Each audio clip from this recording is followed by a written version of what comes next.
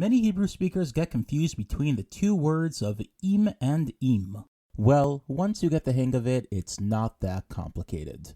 Brought to you by Kapara Productions, let's dive right into it.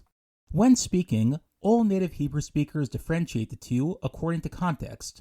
However, when spelling the two, even some native Hebrew speakers get confused with the spelling. To put it simply, im with an aleph means if, while im with an ayin means with. Nowadays, the words are pronounced exactly the same by the majority of Israelis, but not too long ago, most Sephardic Jews made sure to pronounce im with an aleph as im and im with an ayin as im. Let's look at some examples and see how they're both used, shall we?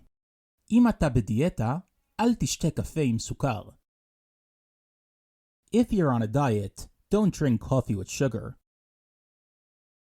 אחי, אם לא הייתי בדיאטה, הייתי קונה המבורגר עם צ'יפס.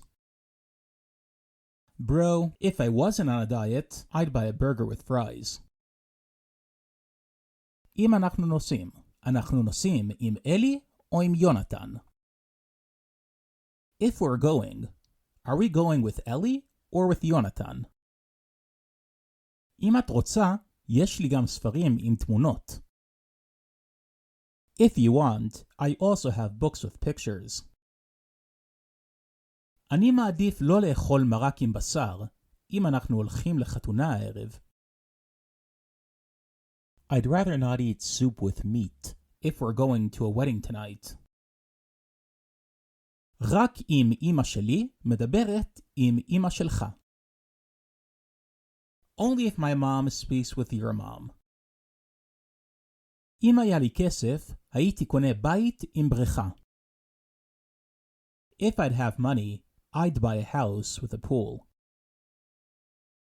That's it, we're done. Make sure to like and subscribe. Yalla bye.